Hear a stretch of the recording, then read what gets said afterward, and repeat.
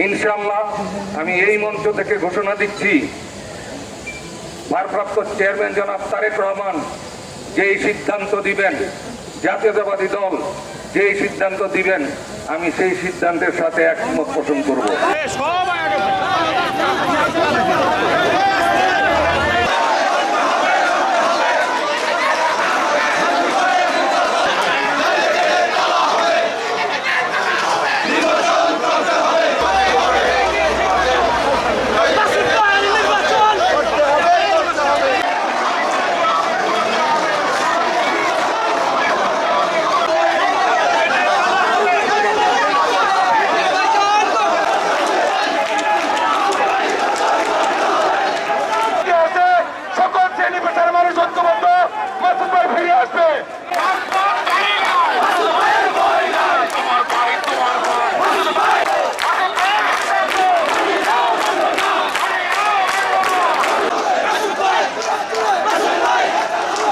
মাত্র 30% টাকায় জমির মালিক হয়ে নতুন বাংলাদেশের গড়ে তোলার স্বপ্ন দেখা বাংলা বসতি।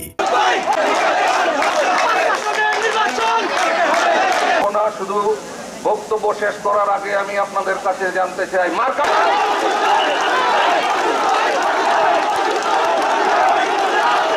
আমি পুনরায় ব্যক্ত করতে চাই যে এই ভালোবাসা আপনাদের মাধ্যমে আমি পেয়েছি,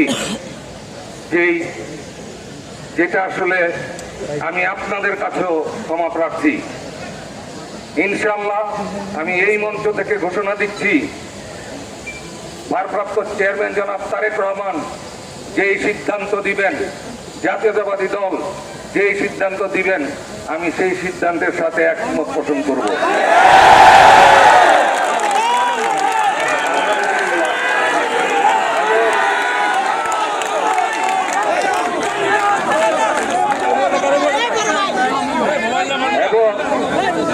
আমি